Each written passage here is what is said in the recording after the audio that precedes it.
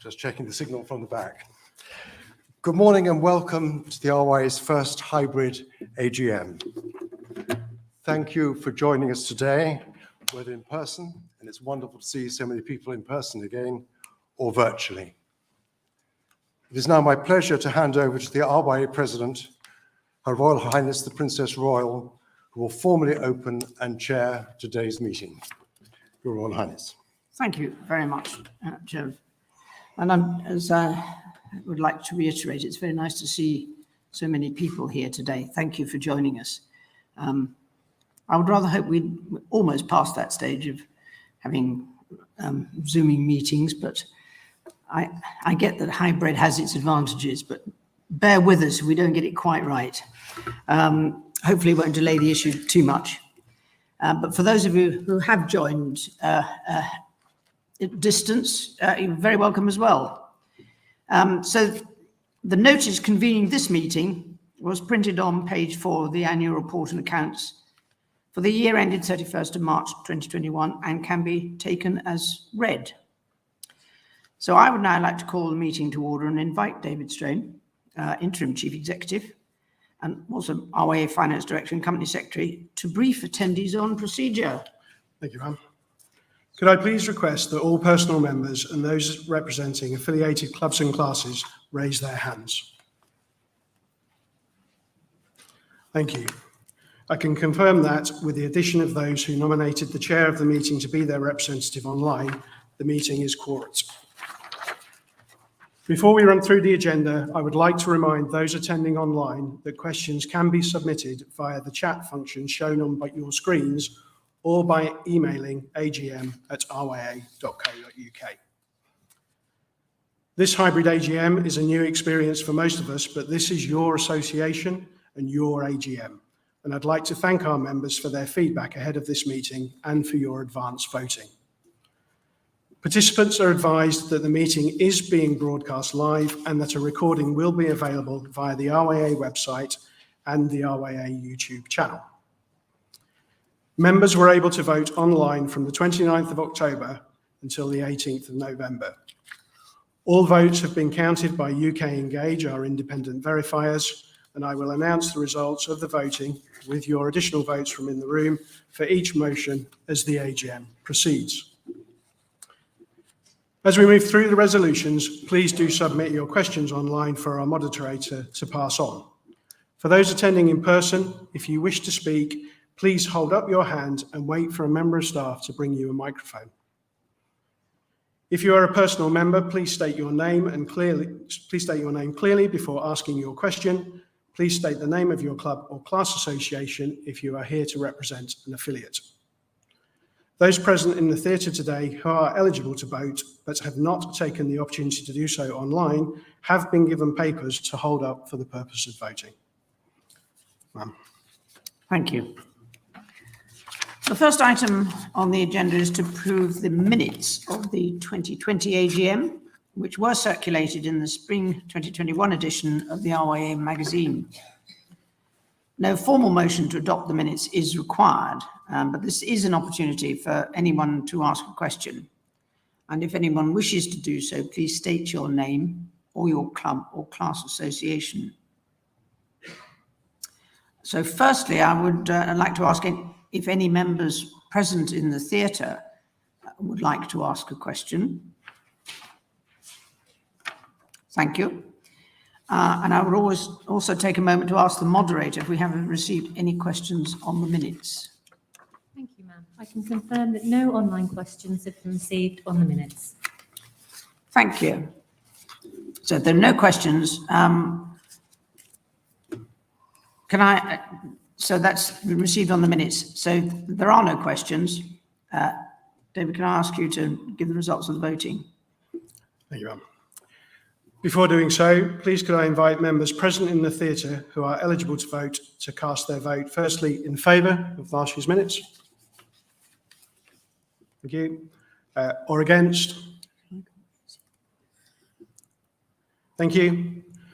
I can report that based on those votes and the votes that we received in advance, that those minutes are approved. Chris, you had the pleasure of chairing last year's meeting, so if you could please sign the official copy of the minutes. And can I then also ask you to give your formal report, please? Thank you, ma'am.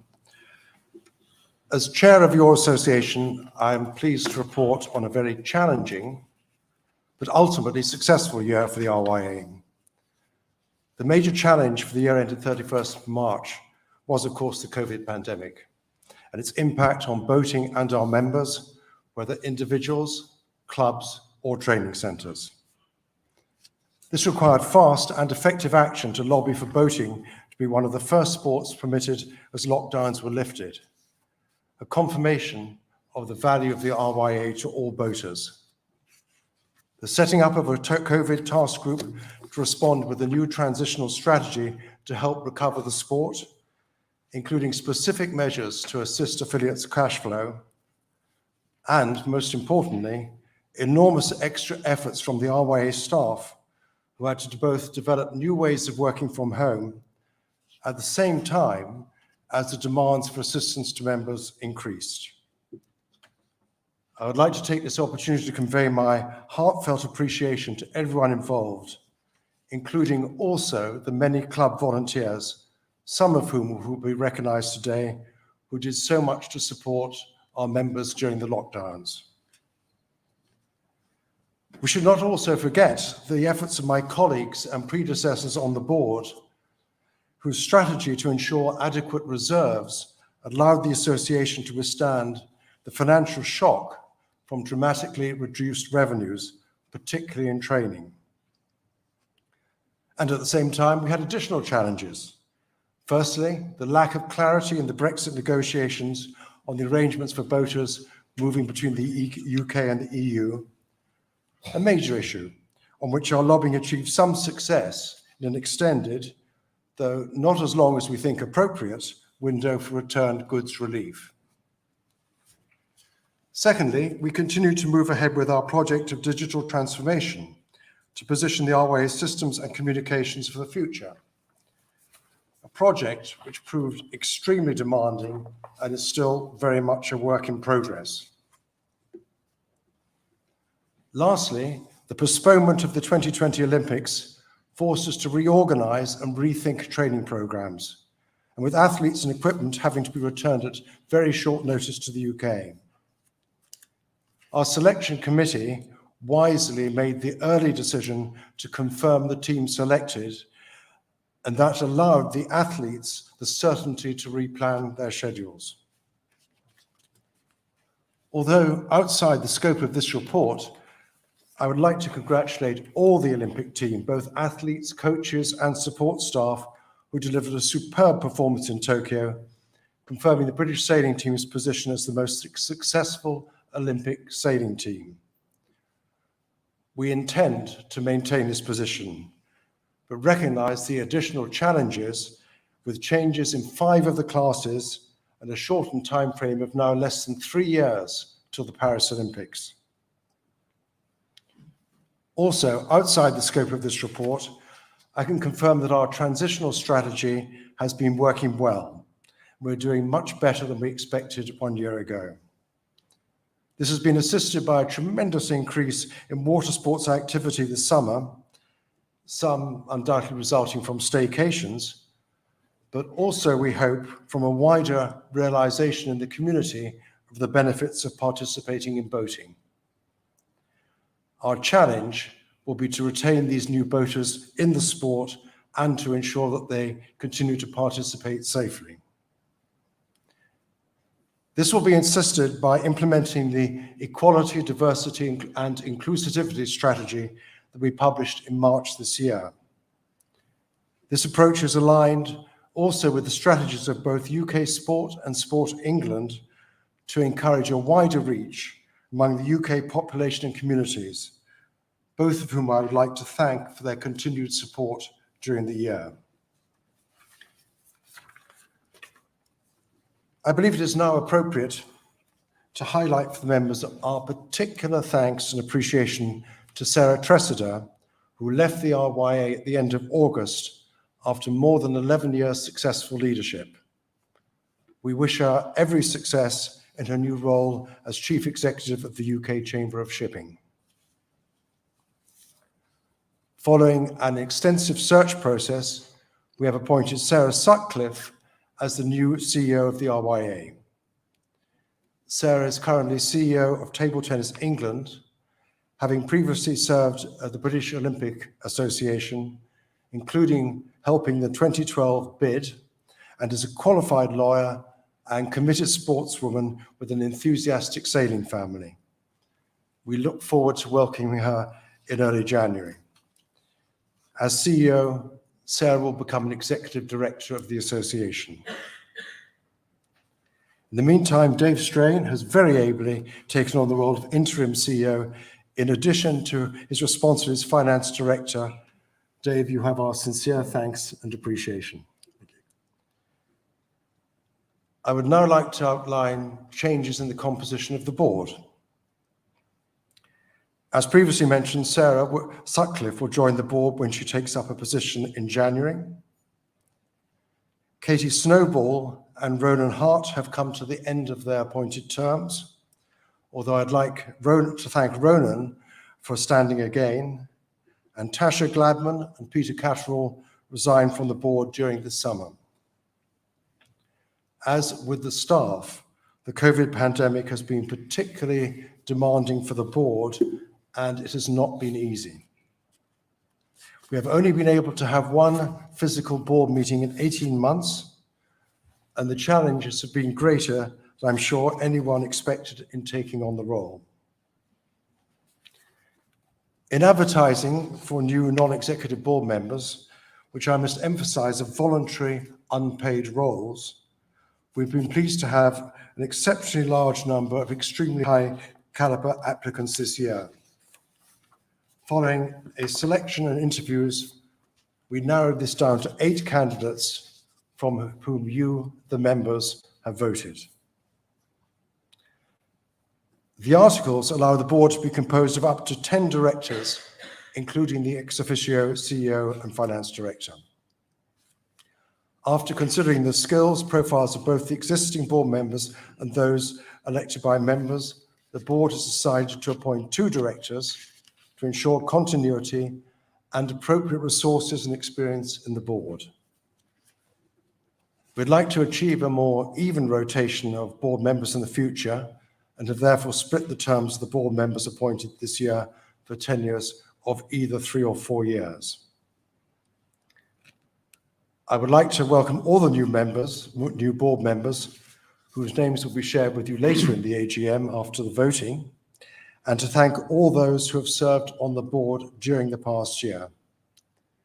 It has been a privilege working with you, and I'm sure the members will join me in expressing the RYA's thanks for your service and commitment. Your Royal Highness, members, that concludes my report. Thank you for your continued support and loyalty to the RYA. Thank you, John. Now may I request David Cox from Hayes McIntyre to give the auditor's report. Thank you.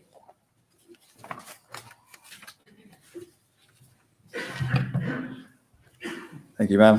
And with your permission, I'll just read out some of the key extracts from my otherwise quite long 2-page report. So, okay, thank you. So firstly, our audit opinion that the financial statements give a true and fair view of the state of the company's affairs as at the 31st of March 2001 and of its deficit for the year then ended, have been properly prepared in accordance with United Kingdom generally accepted accounting practice and have been prepared in accordance with the requirements of the Companies Act 2006. And secondly, if I may, there's a new requirement this year in audit reports where we have concluded that the director's use of the going concern basis of accounting in the preparation of the financial statements is appropriate. I signed this report on behalf of my firm, Hayes McIntyre LLP, on the 14th of July, 2021. Thank you. Thank you.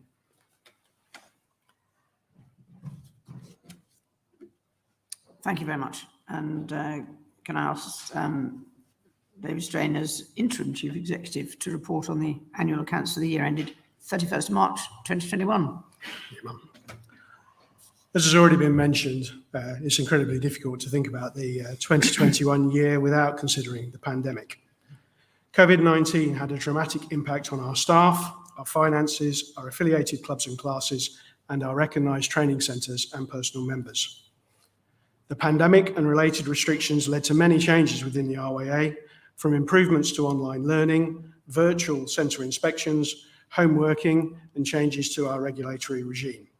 However, it and other external factors such as Brexit at times created unsustainable levels of demand for many of our services, and I'd like to take the opportunity to say thank you to all colleagues both within the RYA and across the sector for their hard work and dedication throughout this extremely difficult period.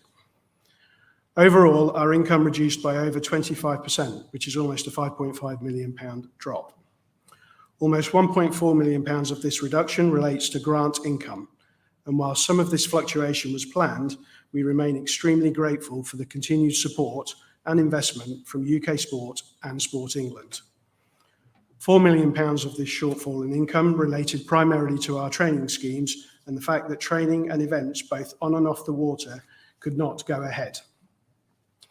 There was also a reduction in our member income. Thankfully, members' numbers declined at a much lower rate than we had feared. The decline we saw was predominantly as a result of the pipeline of new members from training and ICCs drying up at various points in the year as lockdowns in the UK and overseas took effect. At the onset of the pandemic, our scenario planning suggested we might need to manage a deficit in excess of £4 million. And although our reported deficit is £1.35 million, this has been viewed as a success by the board.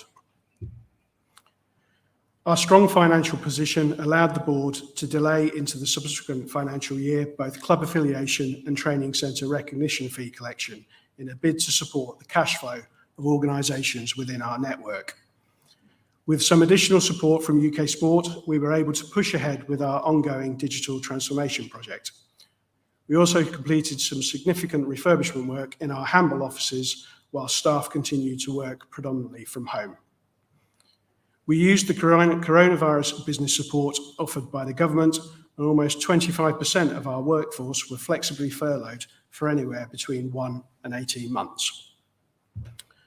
Stock values grew as we managed challenges within our supply chain as a result of international shipping issues, Brexit, and the pandemic. We continue to face many challenges when shipping internationally and trading with centres and members in Northern Ireland and within the EU. Due to careful past planning, we began the year in a strong financial position, and despite a significant deficit being reported, the RYA balance sheet remained strong. In fact, over the year, we maintained cash levels in excess of £4 million. Total members' funds were almost £7 million at the end of the year. Your board now feels that we are in a fantastic position to make the most of the opportunities that we can currently see for boating, to enable us to maintain momentum as we emerge from the pandemic and seek opportunities to support our sport and to rebuild revenues. We do have many challenges ahead as we seek to set our strategic direction for the next 10 years with a refreshed board, a new CEO, and a number of key new appointments. In the period since March 2020, the pandemic has had a huge impact on all of our stakeholders. Recovery is still not straightforward, but with your continued support, we look forward to tackling the challenges that we will face in the year ahead. Thank you. That concludes my report. No questions on the accounts were submitted by members in advance, but as we have mentioned, attendees have been encouraged to ask questions online. But I would now like to ask if there are any members in the theatre that have any questions on the annual reports and accounts. If you do have any questions, please raise your hand now.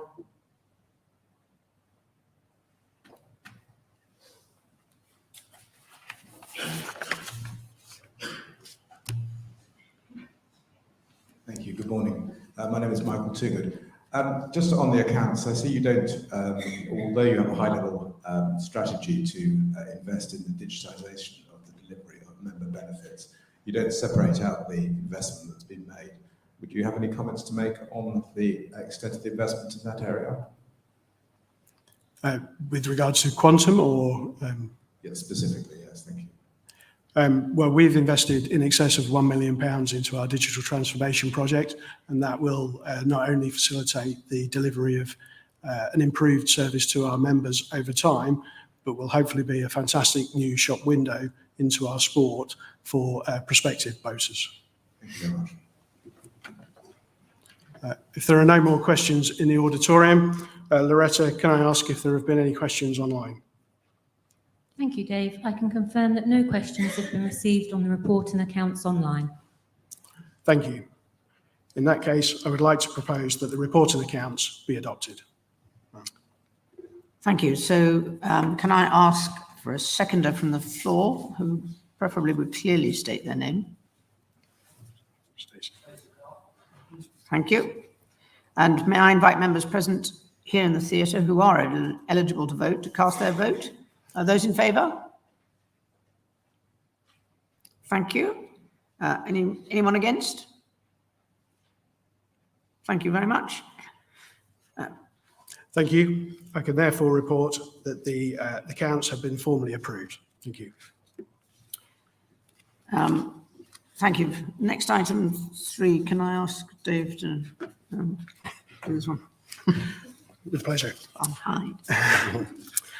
There is only one candidate for President, Her Royal Highness, the Princess Royal. And I'm pleased to report that Her Royal Highness has expressed her willingness to continue to serve in office. I would therefore like to propose that the motion be adopted and would ask for a seconder from the floor who should clearly state their name. Michael Toogood, thank you. I would now like to invite those members present in the theatre who are eligible to vote to cast their vote in favour. Thank you. Anyone against? Thank you. I am therefore delighted to report that that motion has been carried with acclaim. Thank you. That's very kind of you, and I do appreciate it. You've put up with me for a very long time, but I have to say it's a great privilege and an honour, and it's very enjoyable, so thank you. Now, moving on to item 4, appointing the auditor, and by convention, the proposer and seconder should come from the floor. So may I ask for a proposer and a seconder? So proposer, please, for the audit report. Thank you. Name? Sarah. Thank you very much. Thank you, Sarah. And a seconder, please. Joanna Poulton, thank you. Thank you very much. So may I invite members of here in the theatre who are eligible to cast their vote? Those in favour? Thank you. Anyone against? Thank you very much. Thank you. I can confirm, therefore, that Hayes McIntyre LLP have been reappointed for the year 2021 to 22, with remuneration to be decided by the board. Thank you. Thank you very much. Item 5 is to elect 3 new nominated directors. So, and before I do that, can I thank very much indeed those who are stepping down for their service, Peter Catterall, Natasha Gladwin, and Katie Snowball, who I think is here today. We never underestimate how much work they put in, and I'm sure that this last 18 months, 2 years has not been easy either. So very much appreciated. The members here and elsewhere were invited to view the candidates' profiles and vote online, so via that UK Engage Manage website. Voting opened on the 29th of October and closed on the 18th of November. However, those present here in the theatre who have not yet voted now have the opportunity to do so. So again, can I call on Dave to ask? Thank you, ma'am. As Her Royal Highness mentioned, those candidate profiles were available online throughout the period from the 29th of October. So hopefully those voting have had the opportunity to review those candidate details. This is the aspect of the AGM that has been least rehearsed and is most likely to cause me the biggest confusion, so please do bear with me. I will run through the names of candidates. Members present with a pink slip are entitled to vote 3 times. There are 8 candidates. There are 3 spaces. You can only vote 3 times. Firstly, and these are in alphabetical order, Corinne Cunningham, Misha Engineer,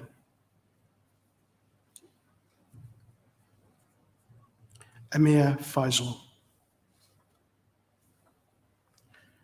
Ronan Hart, Adam J,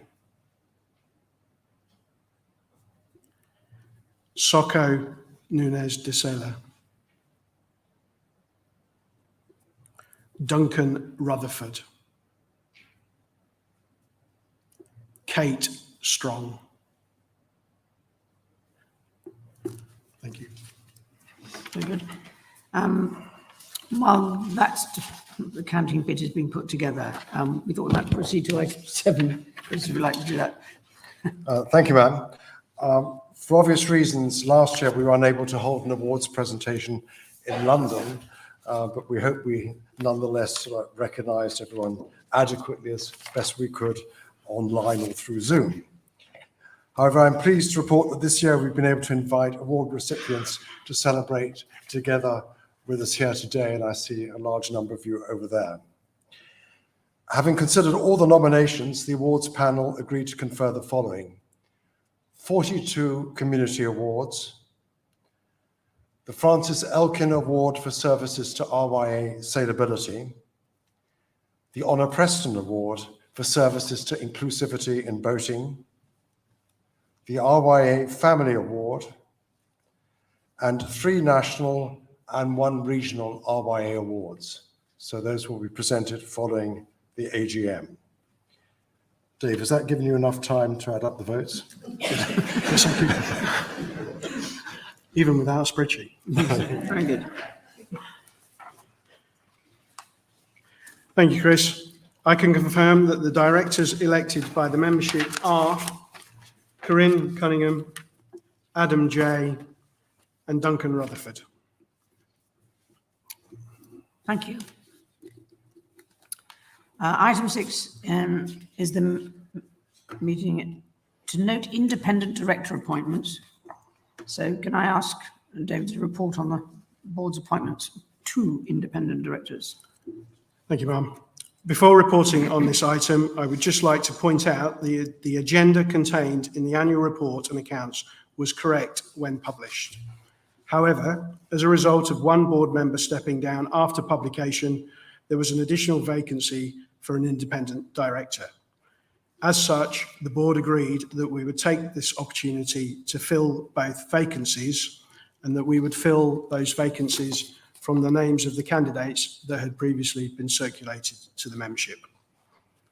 I am therefore pleased to announce the board's decision to appoint the following: Mr. Ronan Hart and Misha Engineer.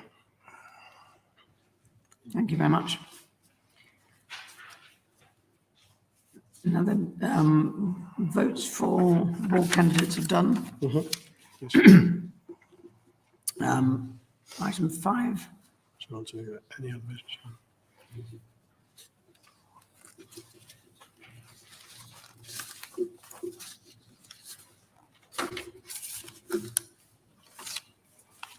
Now, as you all know, in item 8, strictly speaking, there can be no other business, as any resolution requires that 14 days notice.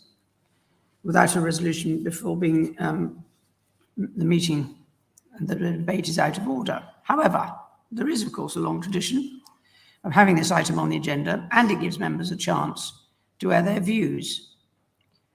Anything which cannot be dealt with at the time will be addressed after the meeting and will potentially be answered in a later issue of the RYA magazine.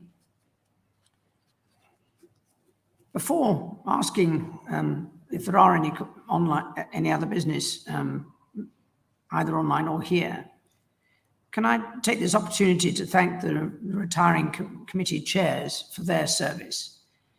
Again, at all levels, the volunteers contribute a vast amount, and the committee chairs do a huge amount of work. And those retiring are Helen Hoffman, who's been the chair of London South East Region, Giles Graham, as chair of Participation and Membership, and Jeff Meggitt, who's the chair of English Regions Forum and has lived through a number of iterations in that area. And a huge thank you to all of them for continuing and increasing the amount of work that they've done for the RYA.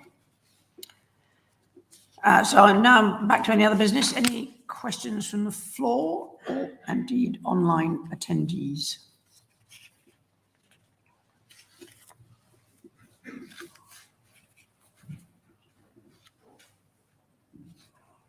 It's Michael Cleveland again. You were kind enough, Mr. Strong, to set out the amount spent last year on the digital investment that the RYA has made. I wonder if you could detail what that will be in the future and some more specific objectives of that strategy. I'm sure there are lots of us in this room that are very aware of the importance of attracting young people into boating activity. And I do see the delivery of digital member benefits as being absolutely critical to achieving that. I'd be very grateful for your comments. Thank you. Thank you. We will be investing a further £250,000 into our platform this year. The objectives are varied and detailed, but firstly, we do want the RYA website in particular to be a shop window into our sport for potential boaters. And secondly, as you say, we want to offer a far better service to our existing members.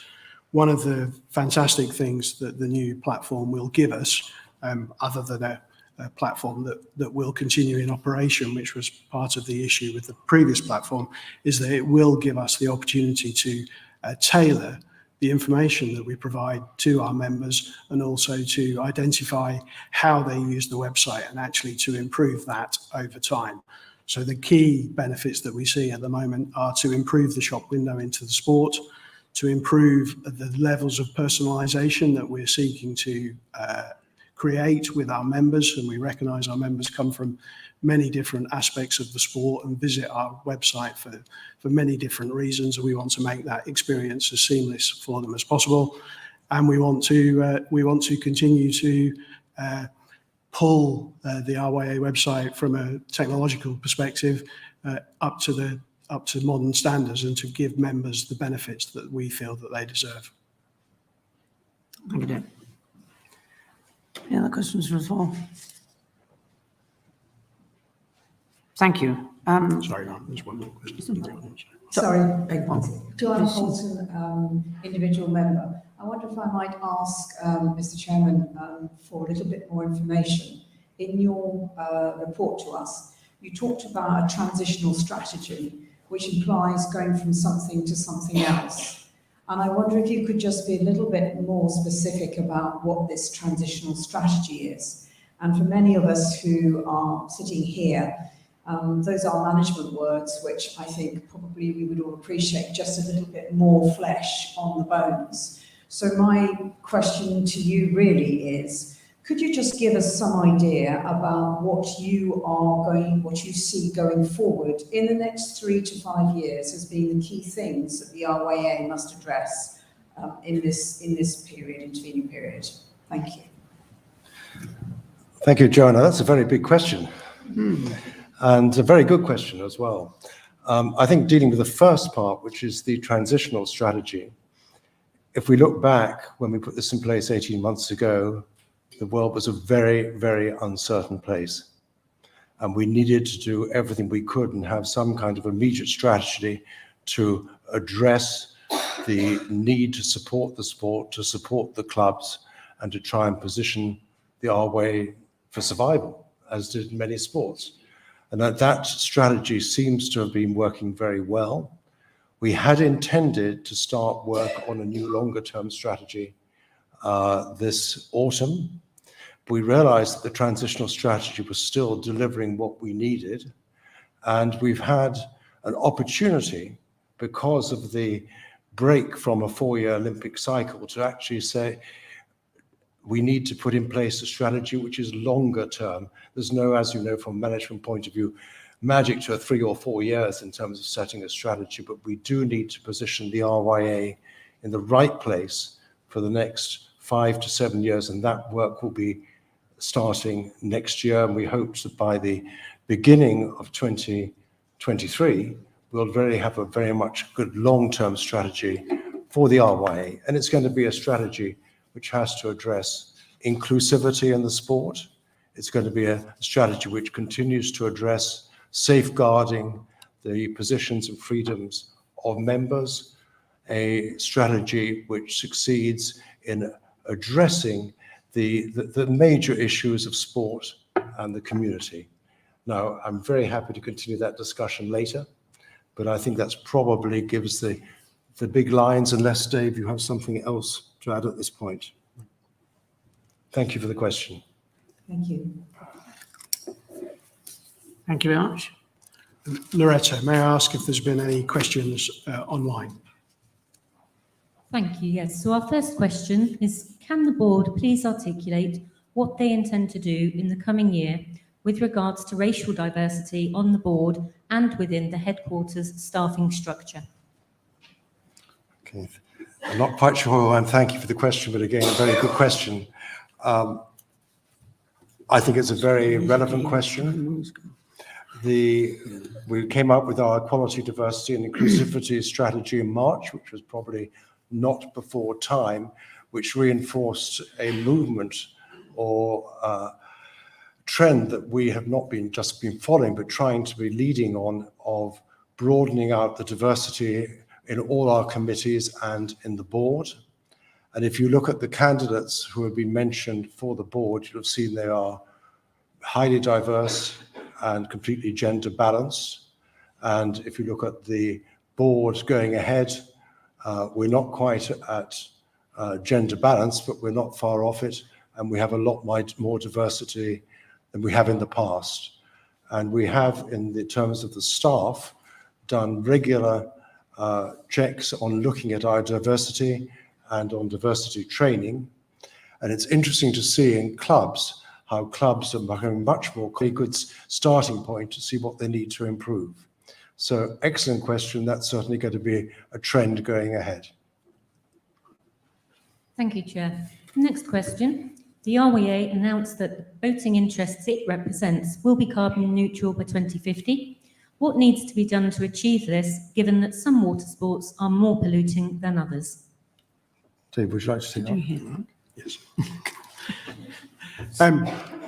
As the questioner points out, we have our own sustainability strategy, and that is very much focused on the RYA's environmental impact, the events that we run, the cars that we have, the flights that the Olympic team take, and we can only do so much. But we recognise it's such an important issue, not only for our members, but for everybody else around the world.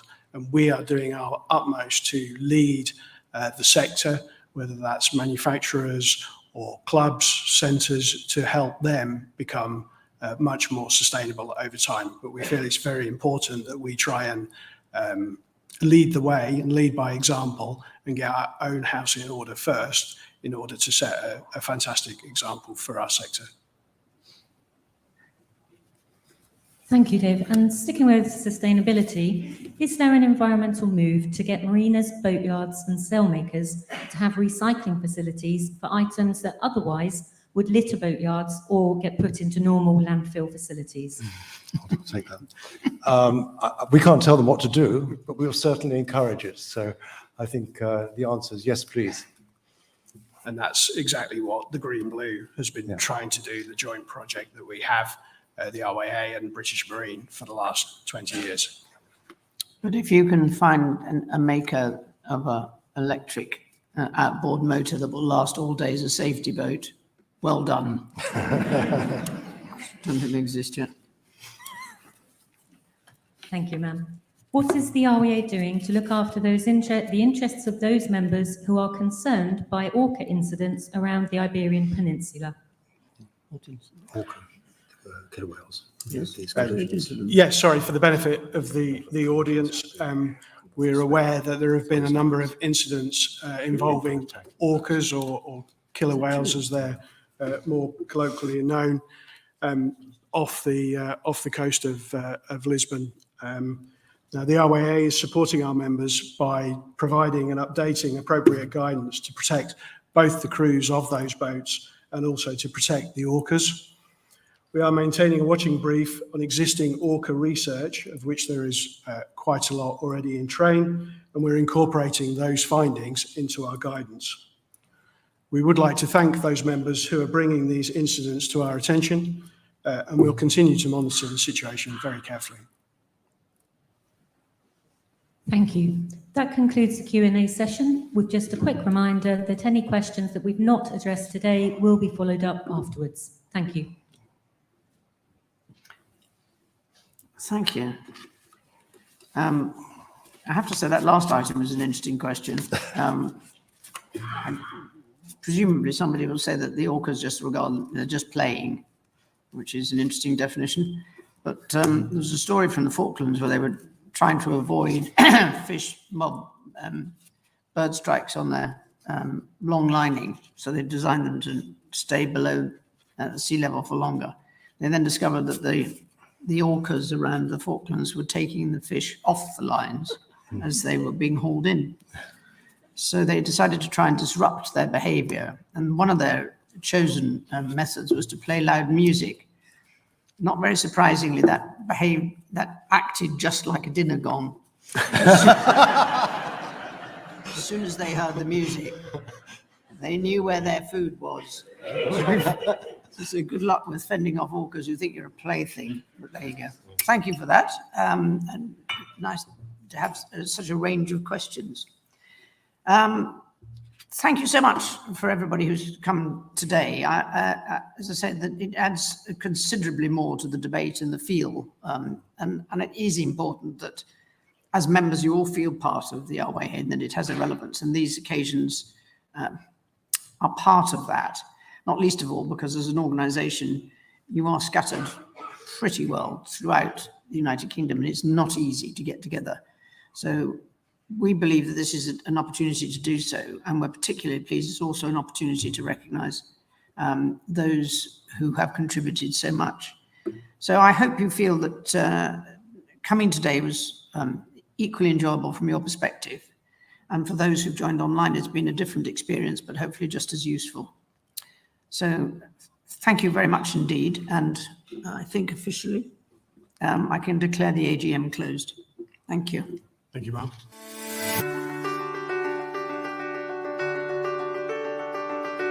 We're going to be looking at some of the latest news and opportunities for clubs, including what lockdown means for us, and then a little bit later on I'm going to be covering some of the upcoming events that may well be of interest to you and your members.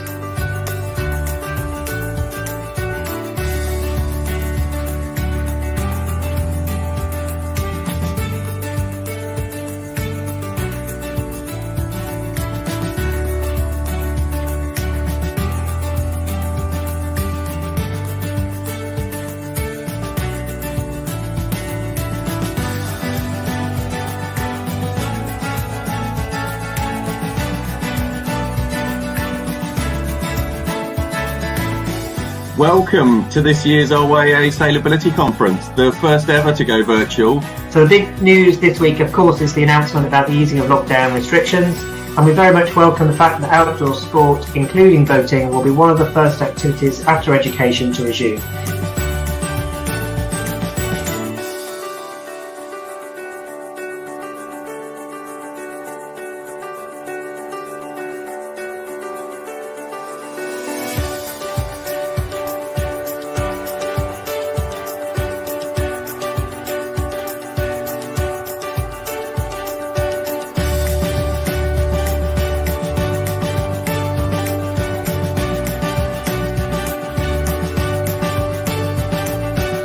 It's just amazing, really, to watch a sailor who started at the age that I am now and then that she's won a gold medal for the second time.